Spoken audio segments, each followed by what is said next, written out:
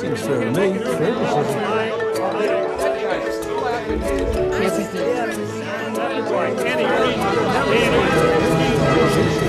Well, if you don't know what fair is, you can't make it. Unacceptable by any reason.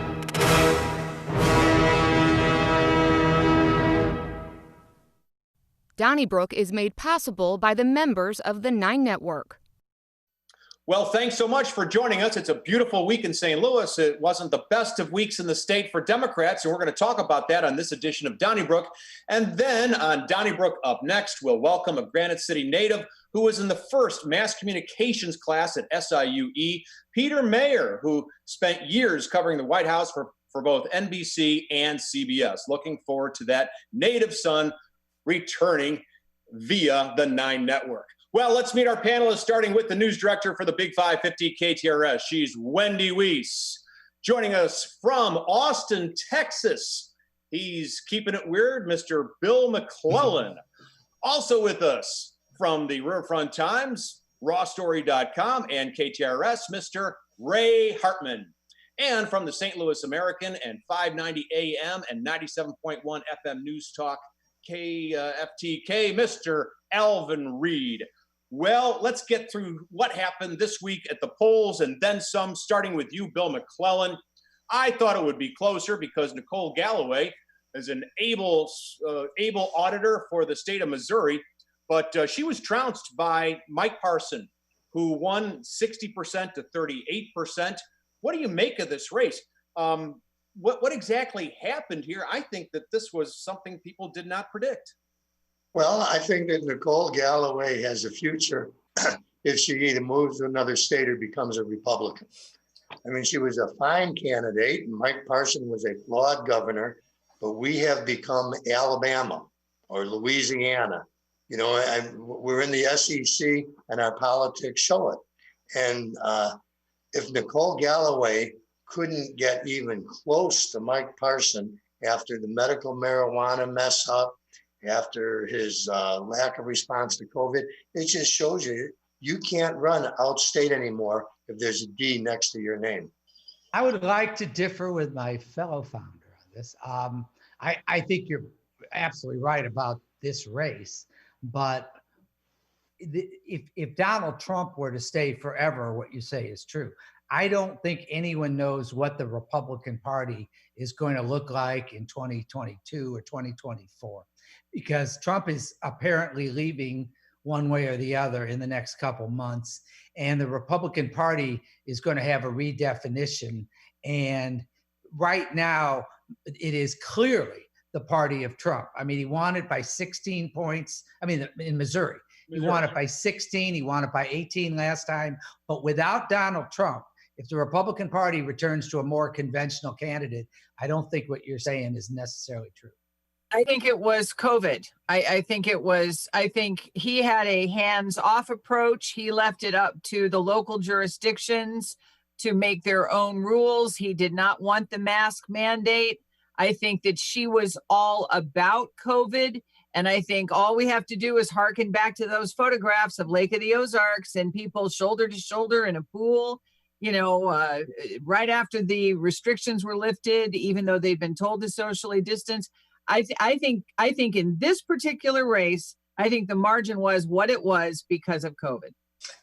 Good point, Wendy. And I agree with you. Absolutely. And Bill, you stole my line. I was going to say, like, you know, Mississippi and Alabama, Louisiana, they don't have any Democratic individuals in office. You beat me to the punch.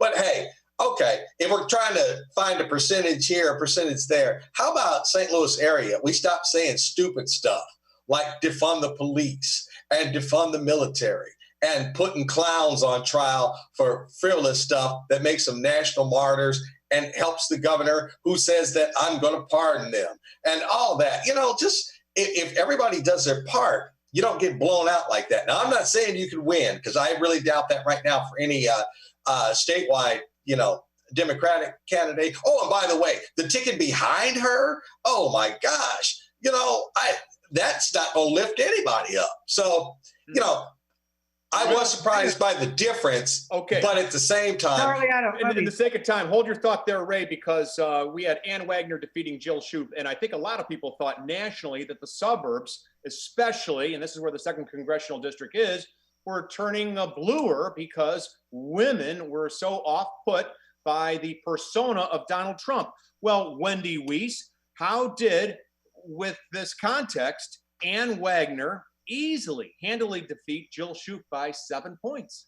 Even the Cook report said a few days before the election that it was leaning Democratic and that Shoup was probably going to win the second. I think a lot of Republicans were surprised that Ann Wagner won by 7 percentage points. I honestly can't. I'm not sure I have an answer for what happened, except that Ray has said many times that Donald Trump's use of the term suburban housewife, and it's been used as if it's a pejorative. I'm a suburban housewife. I don't think there's anything wrong with that. I don't take it as a criticism. I think that's part of it. I think there's just a different prism at play. And we saw that here in terms of Ann Wagner and Donald Trump and Jill Shoup. I do have a theory about it. And by the way, you got to say, the Republican Party had an amazing night, Tuesday night in Missouri. As I said, I'll stick to the fact that I don't know what it's going to look like going forward. I really felt the reason we were talking before we came on that, Wendy, you had numbers that Donald Trump was crushed in the 2nd district, right, by Joe Biden. And I felt that the way for Jill Shoup to win, and the only path, was to run not against Ann Wagner, but against Donald Trump. She needed to make this about Donald Trump, who was enormously unpopular in districts like the 2nd district, and then tie Ann Wagner, who had called in 2016, one of the only Congress people in October of 2016, after Access Hollywood, had called for Trump to leave the ticket. She needed, and then did this amazing 180. She needed to tie, in my mind, Wagner to Trump. When it became about Wagner versus Shoup, they came up with all this nonsense, trying to paint Shoup as this radical and stuff, and it worked. And I think it was a tactical error by the Democrats. I really do. And others, you have to admit, and Jill Shoup was a great state senator. It makes no sense. It makes no sense to vote for Joe Biden and then Ann Wagner. That is nonsensical. It's because they were able to make this about, they were able to falsely paint Jill Shoup as something she's not. She was a great across the aisle state senator, but it had to, they had to run more about. Ray, I thought that Ann Wagner's ads were exactly to the word sometimes, like Dick Gephardt's ads used to be, where he would always say, so-and-so is too radical for Missouri. I mean, I don't think it's terribly effective. And I thought that, I don't think that Ann Wagner has many town hall meetings or has done a lot for the district. Maybe it doesn't need, it's well-to-do, maybe it doesn't need a lot, but I don't think she has this great reservoir of goodwill that Jill Shoup couldn't go after Ann Wagner. I didn't fall for that. I got to tell you guys, Ann Wagner is a great politician, and we're learning that. Alvin, let's go to Illinois. Rodney Davis was reelected. That was supposed to be a tight race. It really wasn't. In fact, he increased his margin over Ms. Londrigan. And then John Shimkus's seat, also in the burbs. People thought, okay, there'd be this blue tsunami. That didn't happen. That's still Republican. And then in Illinois, the land of Lincoln, which is clearly quite blue, very deep blue, the voters there rejected Governor J.B. Pritzker's income tax increase proposal. It was going to have a graduated income tax. That failed. Alvin, what's going on in Illinois? Well, I mean, downstate Illinois is a lot like Missouri. So I'm not surprised by that at all, that he increased his margin and all that. I mean, he's out there, but his district likes him. So I'm not surprised by that at all. The income tax, and we're all giving Wendy credit here because Wendy said this. And I was just saying that, hey, if you got millionaires, probably Democratic millionaires, billionaires live up Chicago way, liberal people. The whole idea of them stepping up their income tax, especially now, as the economy is on kind of a little downslide, they probably voted against that. They were looking out for themselves. And as Wendy said, $250,000. Now, I'm not really breathing on 250, but it's kind of like you can kind of see it, out there. Especially if you have a business. So that's what I mean. No, if you own a business, right. So I see why that went down too. Now, I don't think it was like a total reboot of the governor, especially since Fairmount Park just, got their gambling license, and they'll be up for that. And at the beginning of the year, the state is going to see, come February, the state will see how much money they made off of recreational marijuana taxes. Mm-hmm. And it's almost a lot of money is coming their way. So maybe he went a bridge too far asking for that, but I'm not shocked by any of that. Illinois fine. They're going to have to sell a lot of marijuana to make up for a $135 billion pension liability. Charlie, they're selling a lot of marijuana. That's all I can say. Well, I'm with you, Alvin. But one of the ads against it, where they had a firefighter, it might have even been a retired firefighter. Yeah. They say it's for wealthy people, but they're coming after me. Yeah. I thought it was, very effective. I didn't think it was very factual. But, I wish that the pro-tax people would have had an ad directly refuting that. I agree. Well, I agree with Bill. And I got to say, that when you look at Illinois, you've got to look at it in the context where it is now a high-tax state. And you can't necessarily assume, Charlie, this is some broad, let's put it this way. If the American people were so horrified by higher taxes for wealthy people, they wouldn't be electing President Biden, which they're about to do. So I don't think it's a generalized thing. I think in Illinois, the taxes are already pretty high, as has been pointed out on this show. And I think and you're right. To Bill's point, they have great commercials like the one he's talking about. Yeah. Well, while we're with you, Ray, I want to ask you about Cleaner Missouri, because this effectively wiped away. Pardon me? Clean Missouri. Go ahead. No, the voters on Tuesday effectively wiped away what they did in 2018. And this was over some lobbyists and gift requirements, but more importantly, and this is really what it was all about, redistricting. There was an attempt in 2018 to have fairer, more competitive districts for state Senate and House races. Well, the voters on Tuesday wiped that away. What happened? I'll tell you what happened. They were conned, and they were conned into voting against what they had done in 2018. All you had to do is walk in and you look at, people don't have that much time. They look at the ballot. It says, the first question was, do you want to get rid of lobbyist gifts? Well, sure. Click, done. Well, guess what? They had already done it in 2018, and they had left it at $5 so that somebody getting a cup of coffee wasn't a technical violation of the rules. And that's what did it. And let me say something. Right now we got the biggest news of the night for Missouri politics wasn't any one of the races. It was the fact that the Republicans have been able to get what they wanted for redistricting, which will be a gift that keeps on giving till 2031. This is the big story that people underestimate. Here's the simple math. 71% of the House and 71% of the Senate are Republicans. The biggest landslide, all these landslides you're talking about was Jay Ashcroft winning with 60. I think Pardon's won with 56, 57, whatever. The point is, all these landslides, nobody won by 71%. That's the definition of gerrymandering when you have a legislature that's 71% of one party. And by the way, it was just as bad when Democrats controlled the legislature in the first half of the last century as it is today with Republicans. Agreed.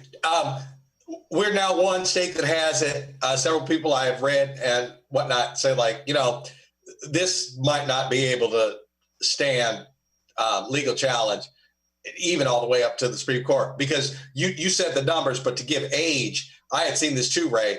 If you're 7, in 2021, you will be darn near 40 years old before technically you live in the state of Missouri as far as, the district concerns.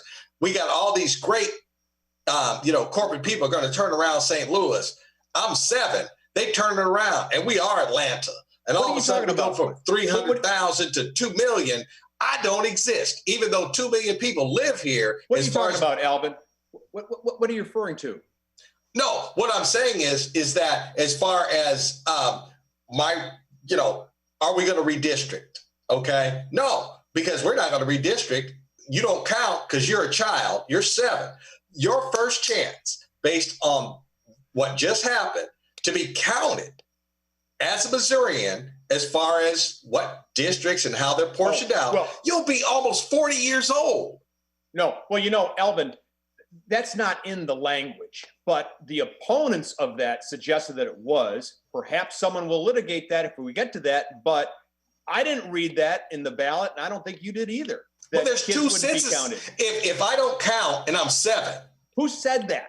Who said that? No, kids don't count. And no, that's not true. That's not true. No, it absolutely is true. No, it's not. No, it is Charlie, true. let me ask. We all agree that it was very complex language on the ballot. And if you didn't know what you were doing when you walked in there, you spent some time on that issue and you might have made a mistake. No, that's true. But if you had spent 10 minutes reading a newspaper article, I think you could have gotten pretty much true. But you would have understood what it's all about. Wait a minute. If you spent 10 minutes reading a real newspaper article, who would be in office right now? Well, okay. People are going in there to vote for or against Donald Trump. They, by the time they get to that, like Ray said, they're not reading it. Wait, and I think who's that? You're saying people who vote for Donald Trump don't read? No, he said either or. Plus, I think one reason that actually passed was just the people who thought they were voting no when they hit yes. Well, I think there was total confusion. Because Charlie, the people. what was the impact of that $5 coming down to 0, Charlie? What do you think? Yeah, but you know what, Ray, be honest. That's how they did it in 2018. The exact same way. I will say, no one, the parties, when you start talking about redistricting, neither party has the high ground. It's the most purely political. Actually, we had a pretty good system. I've never seen it done to this degree. And I don't think it hasn't even been done yet. Missouri's interest to have either party dominate like this. What's amazing is that the opponents spend tens of millions on it, whereas the proponents spend $20,000. They had 4 employees. The real losers are the people. I'll tell you why. We'll see. What we'll have is this. You've got districts that are safe on both sides. So the only thing that legislators worry about is getting primaried. We didn't use it as a verb before. And so the liberals get more liberal, the conservatives get more. You always say that, but don't forget, they kicked Jane Cunningham out of her seat during the redistricting, and it was Steve Ellman, a fellow Republican, who did that. Okay, now let's go on to approval voting. St. Louisans have made their city the second in the nation where I guess we're going to pick all the people we want on the ballot, and then the top 2 will go to the finals. Will it work for Tashara Jones, Bill McClellan, who's the city's treasurer, who got reelected on Tuesday, and who announced on Wednesday that she's going to run for mayor in March? What do you think? Well, I think that it will work to Tashara's advantage. I thought that whenever you have an incumbent running, like we saw with Lewis Reid, and you have several people running against him, those several people split the vote. And I think with Lyda Cruz, and her best chance for winning re-election was for her 2 challengers to split the vote. And now that won't happen. So I think that is good news for Tashara Jones. I think Bill's right. I'll say this too. I'm excited. I think it's great for the city. And look at the margin. It won with 68% of the vote. And it's fun. Everybody, we can stop arguing about whether it's a good idea. It's the system now. And I think it's kind of fun to see how it plays out. And by the way, in March, instead of having a meaningless Democratic primary, in all these races, there's going to be a meaningful runoff between two candidates that got the most approval from the voters.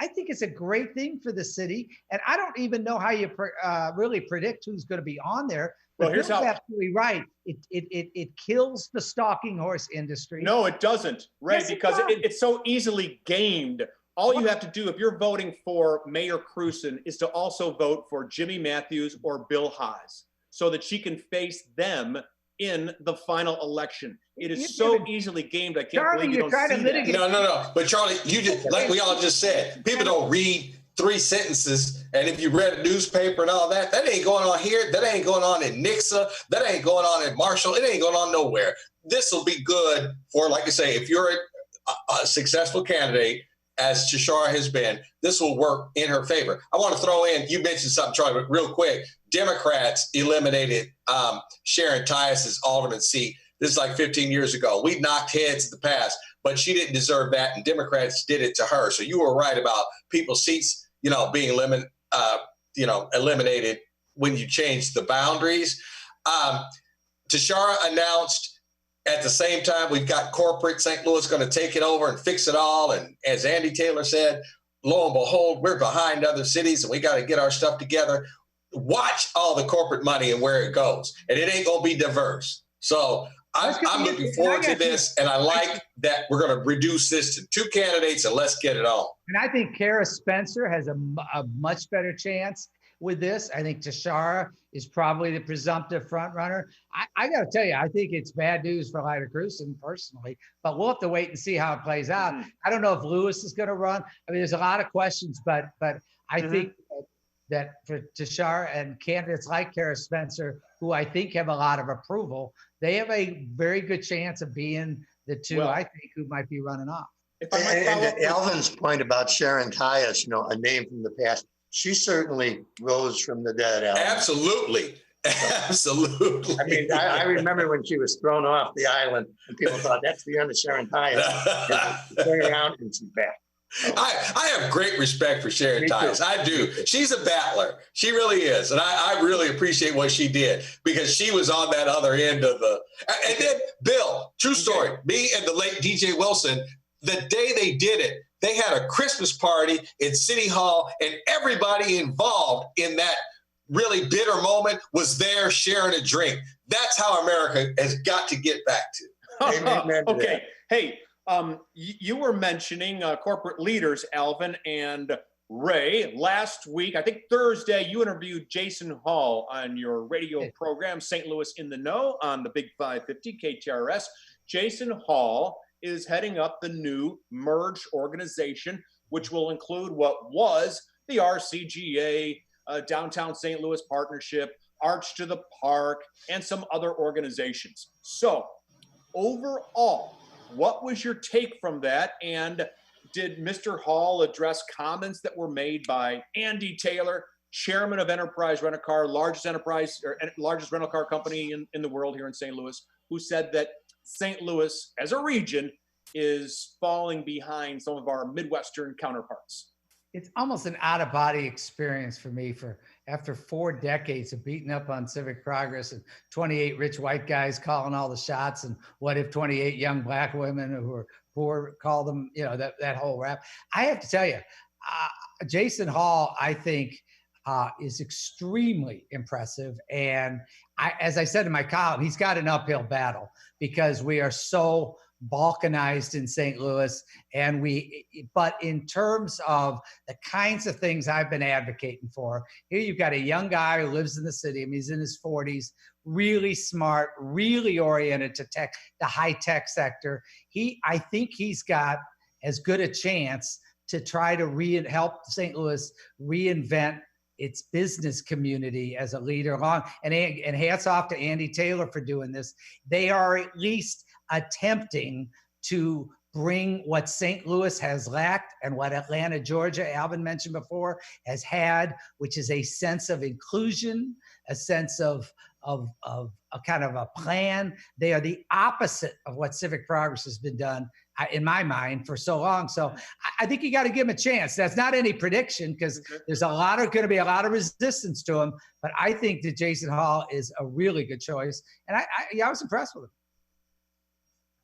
Well, I hope you're right. I rented an Enterprise rent-a-car today. They do a great job, and I'm so happy that Enterprise is behind this. And this week, like you and everybody else, I walked around St. Louis, and in the fall, it is such a beautiful place. I can't believe more people wouldn't want to move here.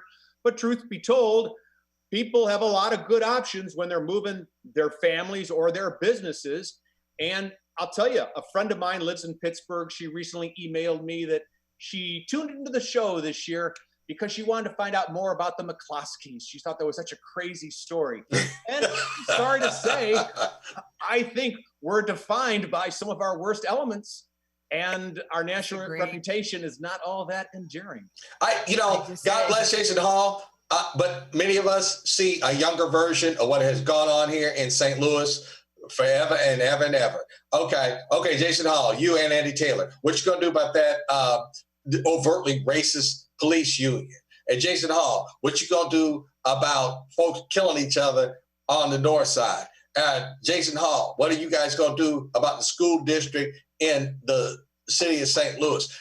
Ray wrote it beautifully. This is a tough challenge, and smiling and saying the right things ain't gonna do it. This is gonna take affronting some privilege, and St. Louis is like the last place in the United States of America that wants to do that. That's why we're behind.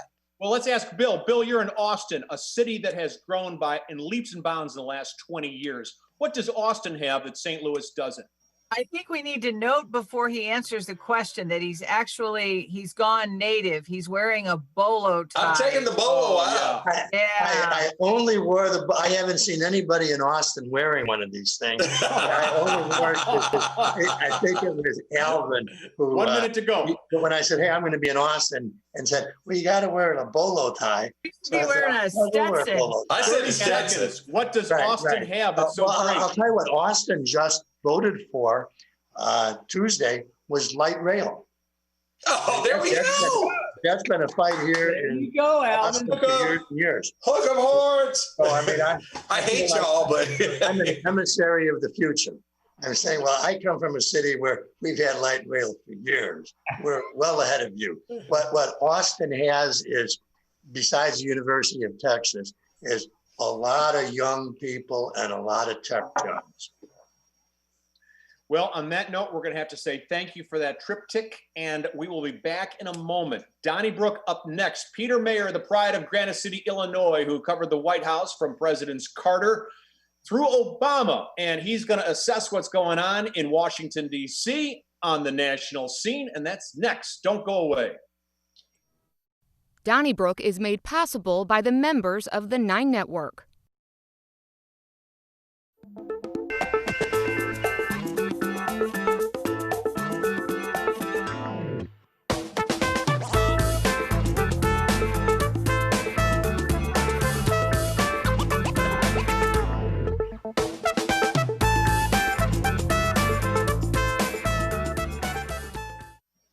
Thank you for joining us on Donnybrook Up Next. Our very first guest for this newly titled show is the pride of Granite City High School. In fact, I believe he's in that school's Hall of Fame.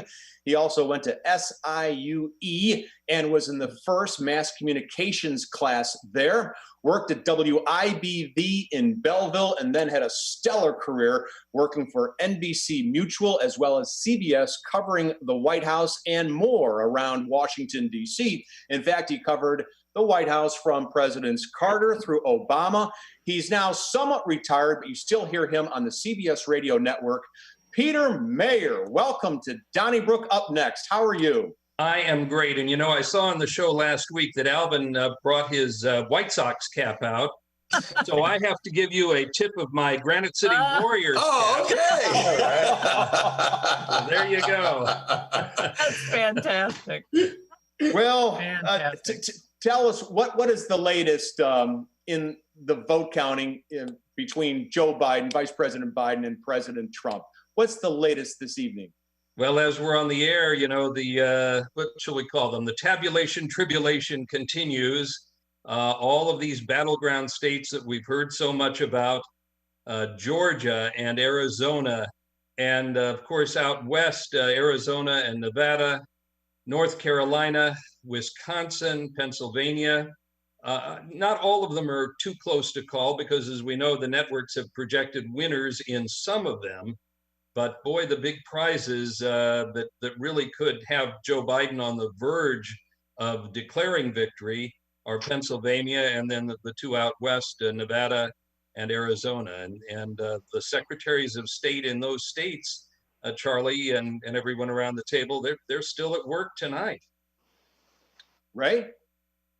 Peter, in the likely event, well, first of all, who do you think is going to win the presidential election? And if your answer by chance is Joe Biden, what are the odds that Donald Trump will leave on his own volition in a peaceful manner on January 20th?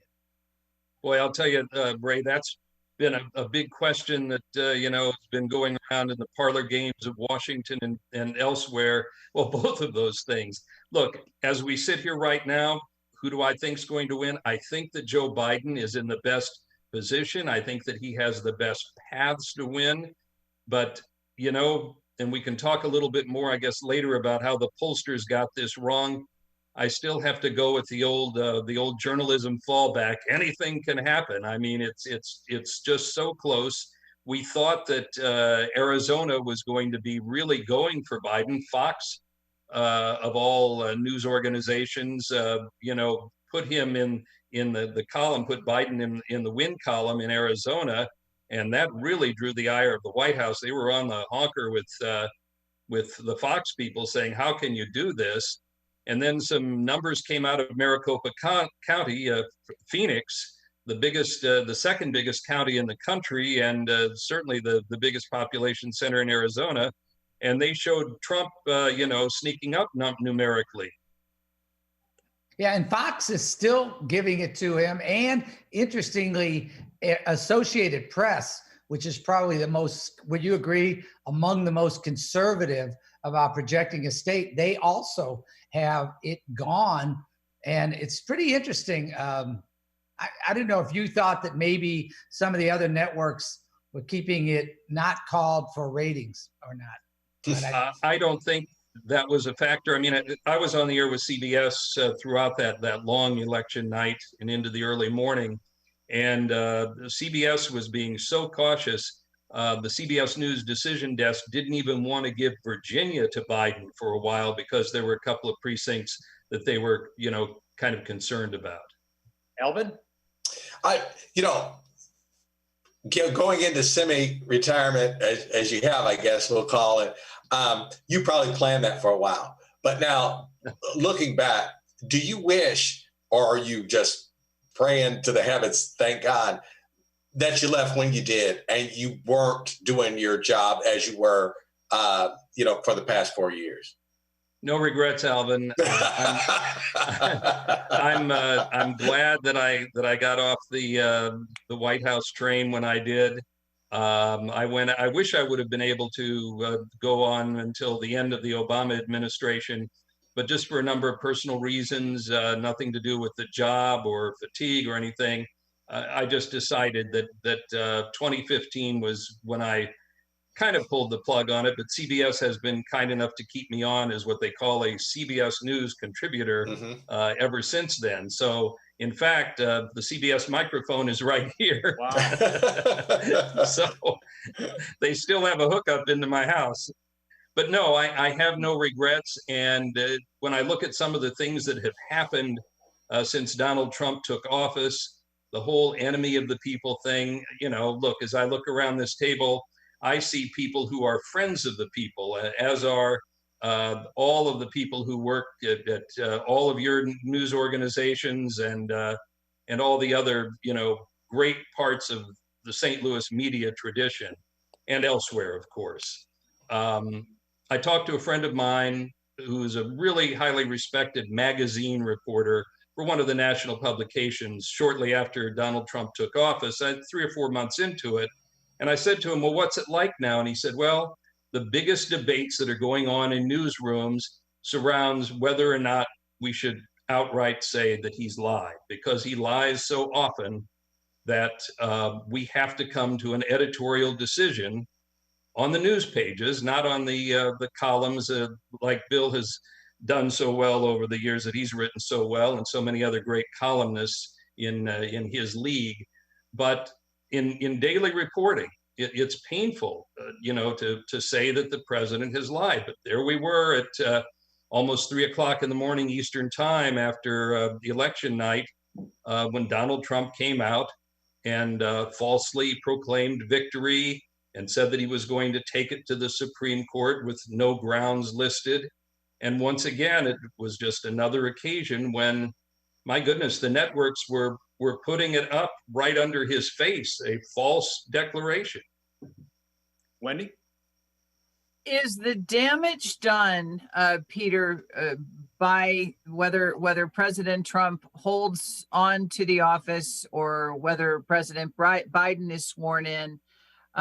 Is the damage that has been done between the presidency, the media, and then those who support President Trump?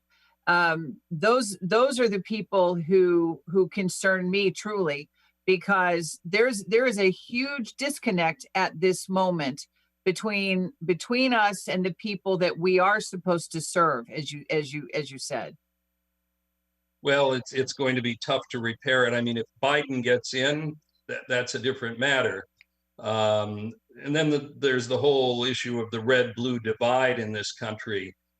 We've seen Biden come out several times since election night, not declaring victory, of course, but really sort of acting as a de facto president-elect and constantly calling for unity, for calm, for patience, something that we have not heard from the White House. Well, we haven't heard it from the White House ever, for a long time, but from the Trump White House, I should say. But, to answer your question, there's going to be a lot of damage repair going forward. Now, on the other hand, if Donald Trump wins, it will be, well, the difference between 2016 and the vote this past Tuesday will be irreversibility. If Donald Trump gets in, the policies that he has enacted on climate change, on relations with other countries, the courts, the courts, a lot of it is already irreversible for a generation to come. So hope that answers your question. Bill? Indeed, thank you. Peter, I've never seen anything like the takeover of a party that Donald Trump was able to do, to the point where at this past convention, the Republicans didn't even try to have a platform. Their platform is whatever Donald Trump says it is. And in the event that Trump does lose this election, what do you think will happen to the Republican Party? Will someone just try to grab that populist air, or will they try to revert to what does a party do when it's given itself over to one man if that man loses?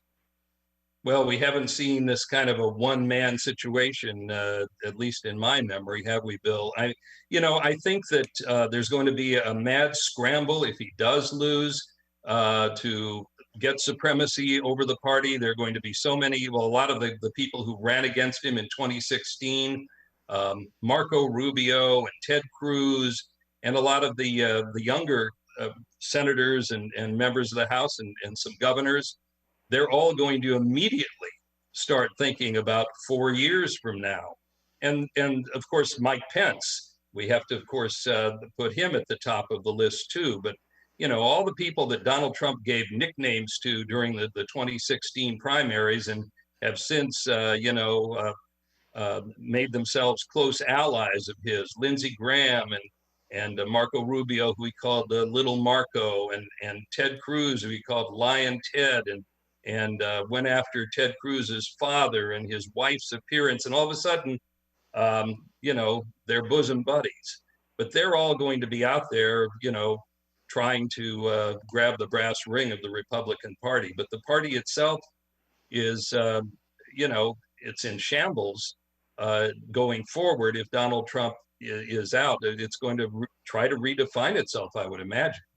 And yet, the Democratic Party is not doing that well either, losing seats in the House, not winning the Senate. And you got to admit, Donald Trump seems to be giving Joe Biden a greater run for his money than was expected. Quinnipiac, for example, on Monday predicted that Biden would beat Trump in Ohio and in Florida and in Iowa by 6 points in each state. And of course, that didn't happen. And I think that some people will be wondering what's the future of the Democratic Party. Oh, I certainly do. And I was hoping and knowing that we would go there, because I think the Democratic Party is in for a heap of soul searching, my friend. The Democratic Party, once again, totally underestimated Donald Trump.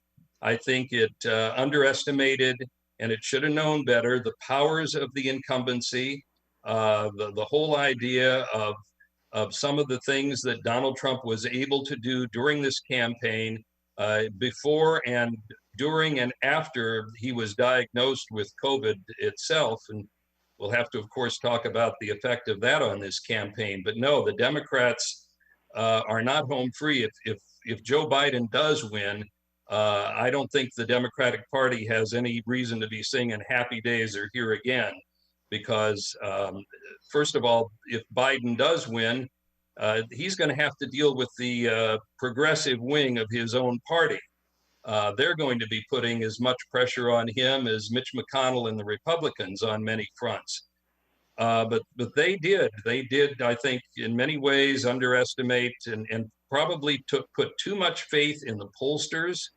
And the pollsters have a lot of soul searching to do also, because they blew it once again, just the same way they did in 2016. When you look at the numbers that were out there, what they were predicting in Michigan and Wisconsin, and now, again, too close to call.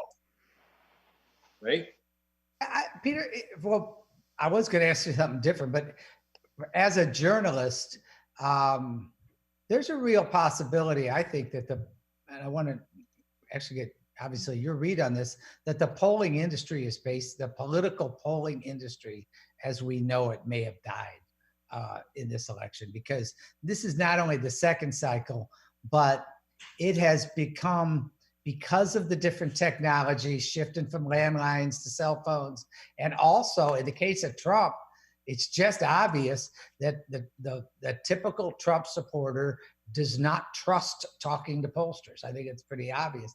Is it possible that as journalists, we're just going to have to figure out a different way of handicapping these elections going forward? Because it's just, I mean, there was one poll that had Biden winning Wisconsin by 17 points. I mean, and so it wasn't just on the left. The polls on the right that took this big victory lap, like Trafalgar, were way off on the other side. So, I mean, it's not like they got it right either. I just wonder about that. And I have to ask you, we keep talking about if Biden wins. It seems like the only way Biden doesn't win is if the Supreme Court somehow steps in. What do you think, as a journalist, what the consequence of that would be? Well, first of all, on the polls, Ray, I think that the pollsters, once again, systematically underestimated Donald Trump's voter appeal, his grab on voters. They insisted that they had fixed the problems that they encountered 4 years ago in 2016. But they obviously, they've misread the electorate once again. Take the vaunted 538 website. I don't know how many of you followed it. I'm on it every night. Yeah, I mean, right? yeah, my whole family was on it every night. And a lot of my friends were too. And I kept saying, don't get on the polar coaster again, because it's going to take you for a ride. And, I was, not that I'm any political genius, but I just kind of felt it in my bones. And the 538, for those not familiar with it, they average out all of the top polls and come up with their own formulation. The last numbers I saw before Election Day showed Biden leading Trump by 7.9 points in Michigan. And again, as we look at it right now, it's 2 points. And the pollsters themselves, from what I've been reading and from hearing from friends of mine who are, in touch with them, they're asking, why. They themselves are asking why. You touched on one of them. A lot of Trump people, especially one of his key voting segments, the non-college educated men, don't want to pick up the phone and talk to pollsters. They also have found that perhaps they misread where the Cuban American population in South Florida and Miami-Dade, one of the most important population centers in Florida, they misread where they were going. They misread their strong support for Donald Trump, along with Hispanics in South Texas. So they've got a lot of soul searching. You're right. And Ken, Alvin? my friend Ken Warren, who I think is Alvin's turn. was pretty Go close. ahead. No, Go ahead, Ray, finish. no, I just want to say he's one of the people that's within the polling industry that's a critic, but I think he would probably assume that there's ways to fix it. I just didn't know if you thought it was a one-off problem because of the peculiarities of trying to pull Donald Trump, or if it was systemic for the long term. Well, I'll tell you, I had the privilege of having lunch in a little Cuba back in the 90s in Miami. And all I can tell you is those good folks are righter than right. And I don't think nationally people understand that. And I had it thrown in my face, and we threw it back at the luncheon that we were having. But yeah, they're righter than right. So, all right. So we have the national scale. All right. And what's going on now. Have you, over your years, covering the White House and national politics, does it filter down, or is it still that all politics are really local? Because it seems like, kind of at least here in Missouri, and I'm sure many other states, that people are really focused on voting for president. And then if you're with the candidate that I'm voting for president, then I'm with you. It doesn't matter what you do, what you say. None of that matters. Who are you with for president? Do you find that to be true? I think by and large it is, Alvin. And I think, associated with the point that you make, when we look at the congressional races, the outcome in the Senate and the House races, as Charlie touched on a few minutes ago, Donald Trump has coattails. There's no doubt about that. And of course, we're not going to know the outcome in the Senate because of the craziness that's happening in Georgia, where they had 2 Senate races. And, both of those were pretty close. One of them, the Perdue Ossoff race, Perdue being the Republican and Ossoff the Democrat. I saw, just as we were going on the air, that Perdue was just teetering on 50%. And if it dips below 50%, that incumbent senator is going to find himself in a runoff. And Peter, I don't want to put you in the position of asking you things like you're an oracle or anything, but what do you see in terms of the future of the media? And if your children are interested in Dad's work, what is your reaction to that? Because it amazes me sometimes, knowing what we know about what's happened to the media, even before the pandemic, that there are still so many young people who are interested in J school. I mean, it's obviously it's an affirmation, but at the same time, you wonder if they're reading the same tea leaves as the rest of us. What are your thoughts on that?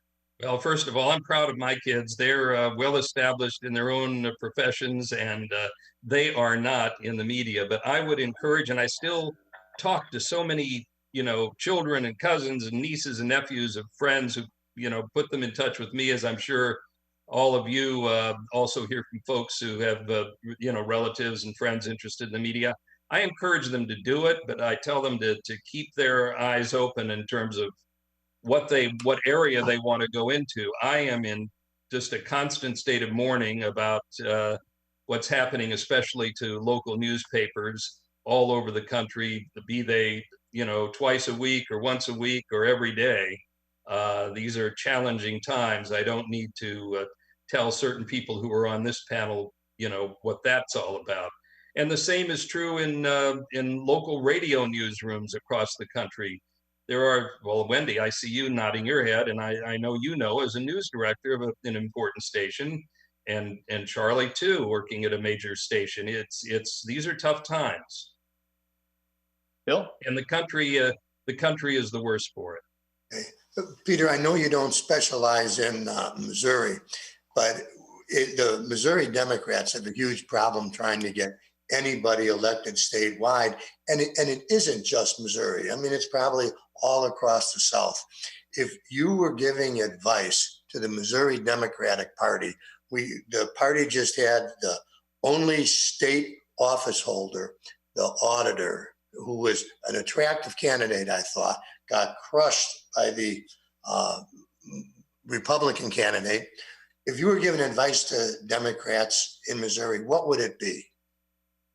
Well, I guess the quickest answer that comes to my mind, Bill, would be build from the bottom. Here where I live in the Commonwealth of Virginia, the Republicans had ruled for a long while, and the Democratic Party, the Democrats held the governor's office a number of times. The legislature was solidly Republican, and the Democrats started rebuilding locally, and they now control the legislature, barely in the Senate, but in a healthy range in the House. They have the first woman Speaker of the House, who happens to be the delegate from where I live, and I think that is the best bet. But it's a long haul, and it would really be a long haul in Missouri.